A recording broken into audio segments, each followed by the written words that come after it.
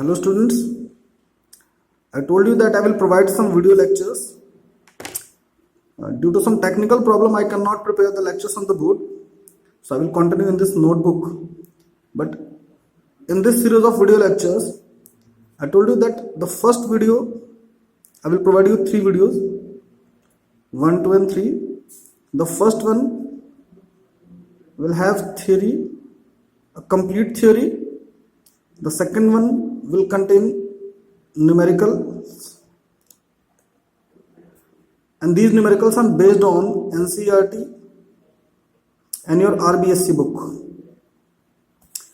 And in the third video of the same sequel, I will provide you previous year questions based on the same topic from IIT JEE and NEET. Very soon I will record all the videos on board, but till then we will manage like this. Okay.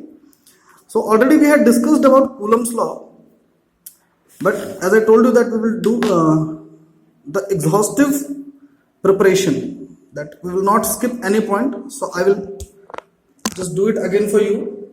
Now Coulomb's law is meant to determine the force between two charges. Suppose there are two charges. This one is Q1 and this is Q2.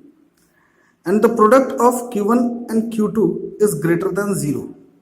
Now if product of Q1 and Q2 is greater than 0, it means the two charges are of same nature.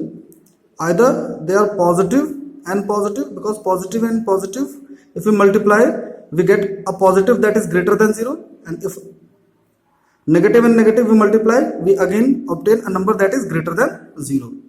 So if Q1 and Q2 are greater than 0, it means the two charges are of similar nature. They are similar, and similar charges always repel each other. Similar charges always repel each other. According to Coulomb's, the force that acts between the two charges is always along the line joining the two charges. Is always along the line joining the two charges. So this is the line that is joining the two charges, and as the two charges are similar, so the force acting on each will repel the two charges, but the direction of the force is along the line joining the two charges. So first thing that you will remember, that this Coulomb's law is applicable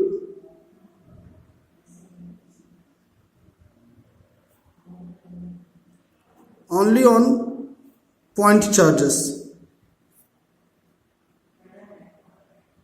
It is not applicable for a body that have continuous distribution of charges. And second thing, that force always acts along the line joining the two charges.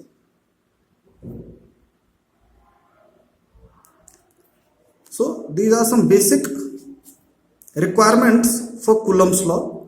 As I already told you that Coulomb's law is to determine the magnitude of force. So this is force F21, force on second due to first, as this charge will repel this charge. Q1 repels Q2. So this is F21, force on second due to first. Similarly, this is F12. Okay. But again, Coulomb's law also obeys Newton's third law. Coulomb's law obeys Newton's third law. It means the magnitude of F12 equals magnitude of F21. Their magnitude are equal, but they have opposite direction. It means F12 is equals to minus F21. This minus represents that the two forces are in opposite direction. It means Coulomb's law, obey Newton's third law. Okay. The second condition is, again we have two charges, Q1 and Q2, but this time if Q1 and Q2, the product is less than 0. Less than 0 means they are of opposite nature. One is positive, another is negative, or the first one is negative, second one is positive. That's why their product is less than 0. This time also the force that's act between two charges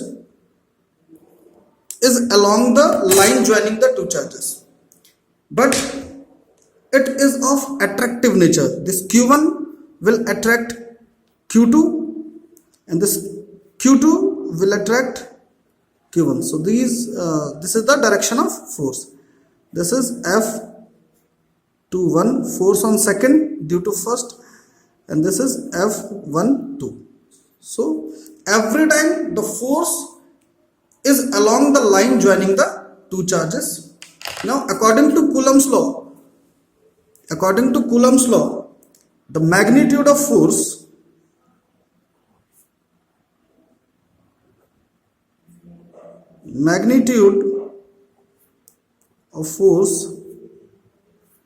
is directly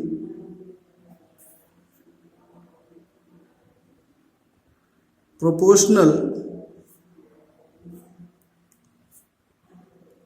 to the product of the two charges.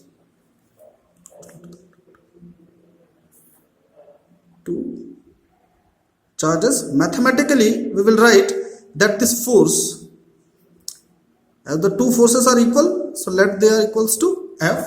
So the force between two charges F is directly proportional to product of the two charges Q1 into Q2. This is equation number first.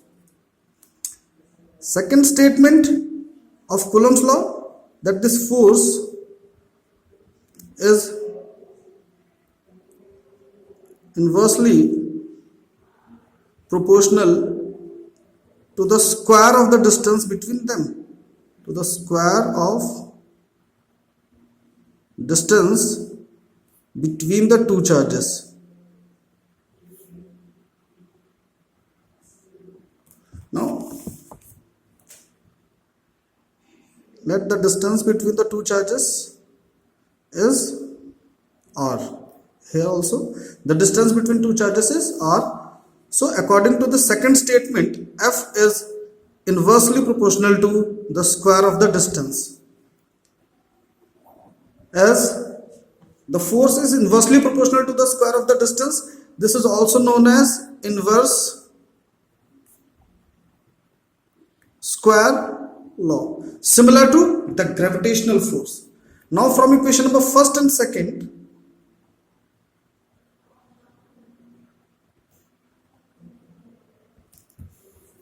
if we combine the two, then we will find that F is directly proportional to Q1, Q2 upon R square.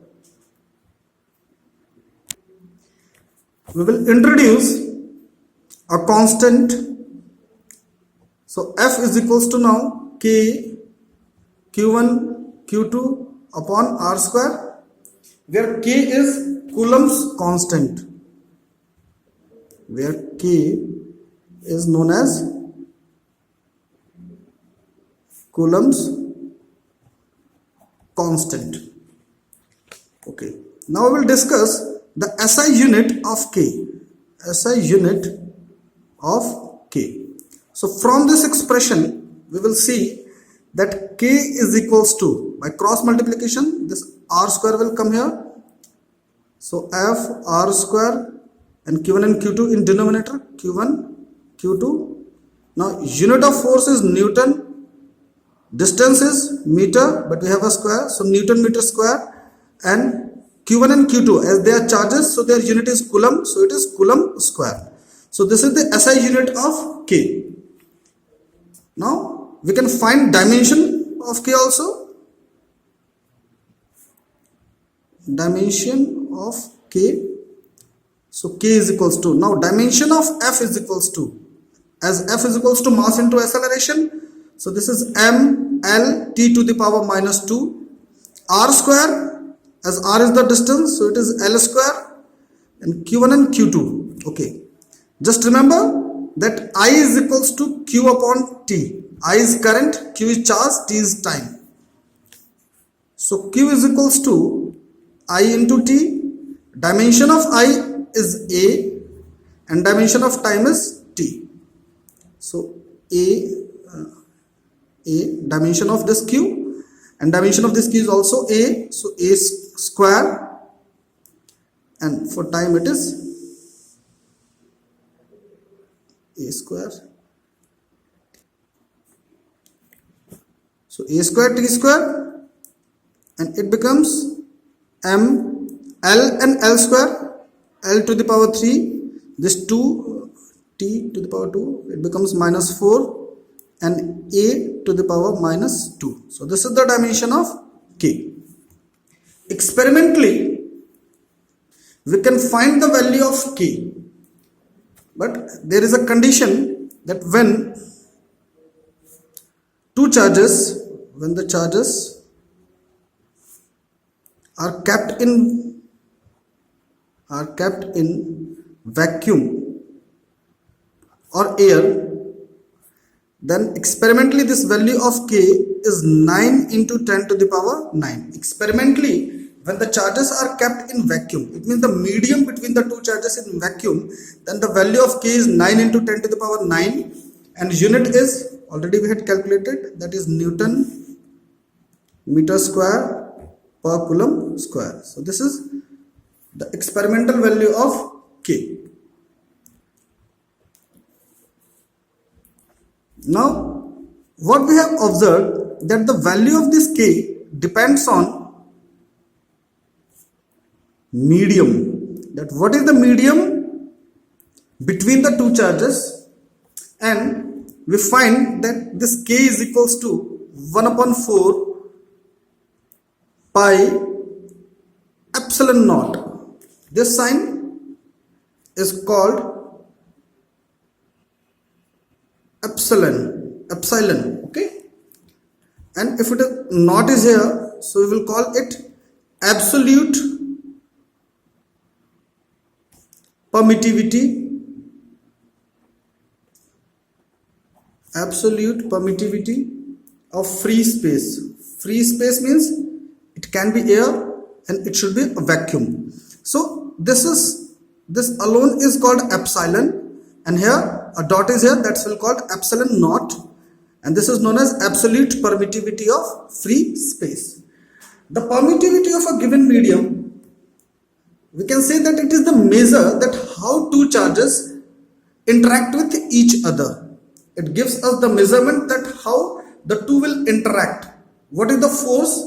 How the force is influenced between the two charges. Okay. So this value of k is equals to 9 into 10 to the power 9, and this is also equals to 1 upon 4 pi epsilon naught. But epsilon naught only when the medium is free space. Free space means it is vacuum or it may be air.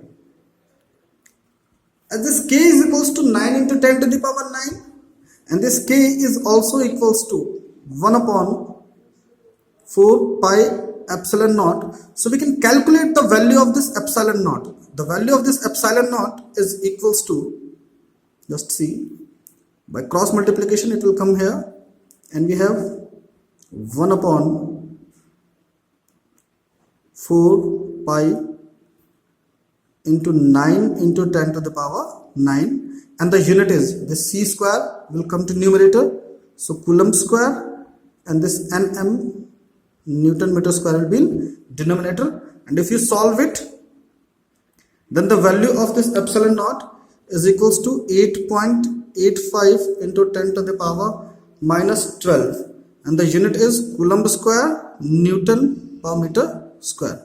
So you have to remember this value as well as this value, that k is equals to 9 into 10 to the power 9, and epsilon naught, it means permittivity for vacuum or air, that is 8.85 into 10 to the power minus 12.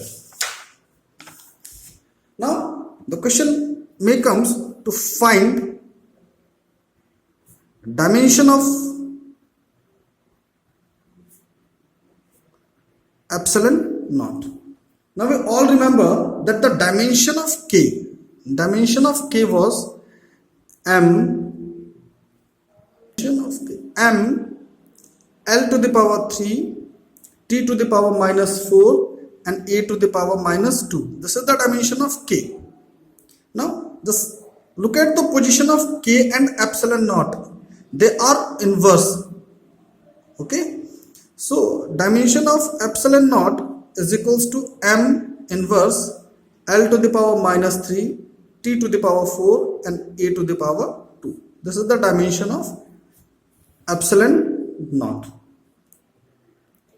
Now we will study about the effect of the medium between two charges.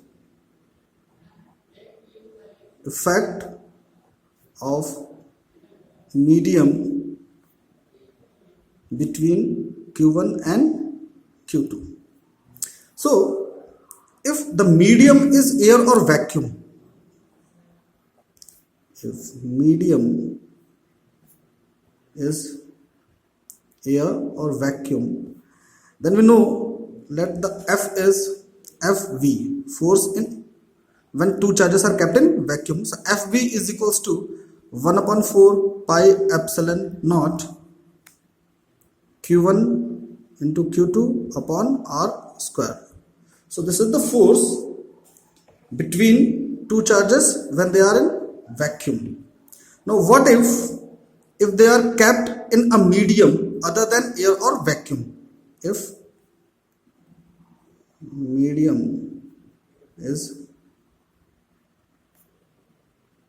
other than air or vacuum, so what happens? See, suppose this is charge Q1 and this is charge Q2. The distance between them is R, and another medium is present in between them, and this medium extend itself to infinity. Like this medium is here also till infinity, here also infinity.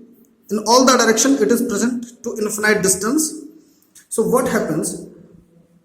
Polarization of the particles that are present in this medium takes place. Polarization means, like if we have a molecule like this is positive charge and this is negative charge, then due to these two charges polarization will take place. Like the charges will now split like this. The positive charge comes to the negative charge and the negative charge comes closer to positive charge. So this is what called polarization. Here the center of the two charges are same, here the center of the two charges are now different. So this is called polarization, polar molecules. So whatever the medium is present, the polarization of molecules take place. Suppose a molecule is here, so its polarization will take place. Positive, negative, it can be anything. Positive, negative, positive here and negative here. So polarization of the molecules take place. Now what happens? Is the force between Q1 and Q2 changes? No. Initially also the force between Q1 and Q2 is this. Here also the force between Q1 and Q2 remains same. But another force come in the existence due to these different polar charges. And the influence is such that they reduces the force between these two charges. Now see, the force between Q1 and Q2, it will remain same as it was in air and vacuum. Their interaction is same.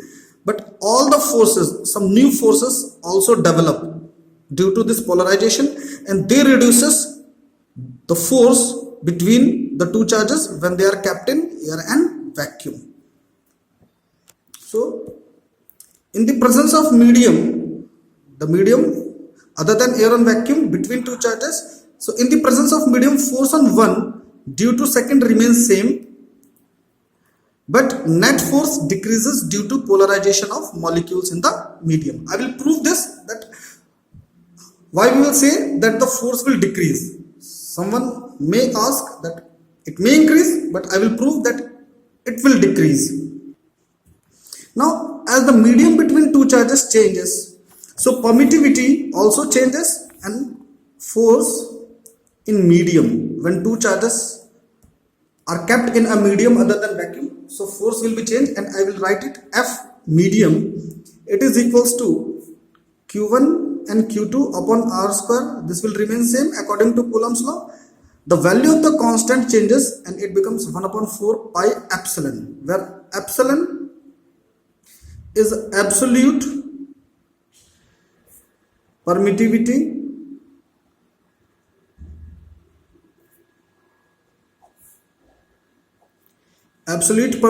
of medium.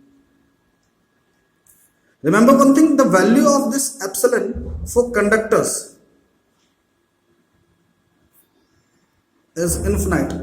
Examiner asked the student that what is the value of epsilon for copper. He know the value of epsilon for conductor, but he can't recognize that copper is also a conductor, so he was confused. So remember, the value of this epsilon for all the conductors is always infinite. So this is the force between two charged particles when kept in medium, and this is equals to 1 upon 4 pi epsilon Q1 Q2 upon R square. Now I will introduce a new term that is called dielectric constant or relative permittivity. Dielectric constant, this is another definition, another concept, dielectric constant of medium, or it is called relative permittivity.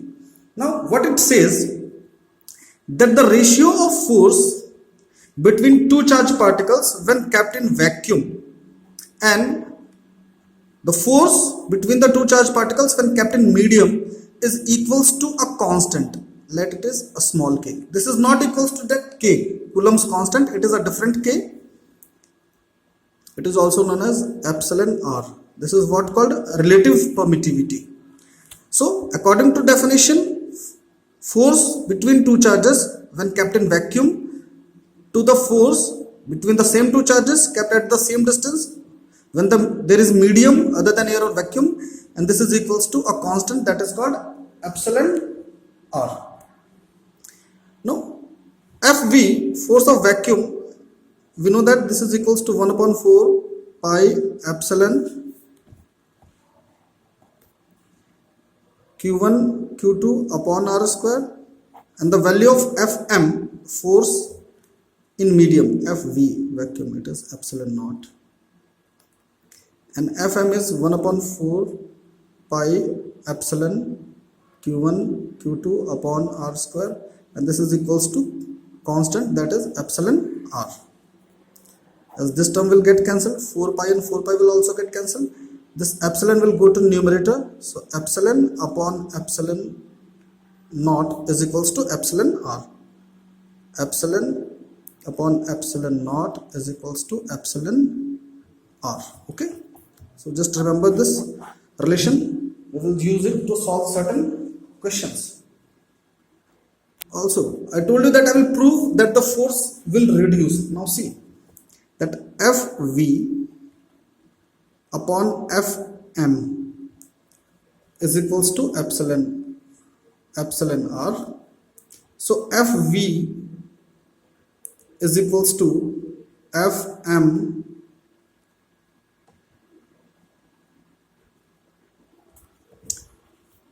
Fv upon Fm is equals to epsilon r. So Fv is equals to Fm, and by cross multiplication Fm is here, so this is Fv upon epsilon r. Okay, now this is the relation. As we know, the value of epsilon r is always greater than 1.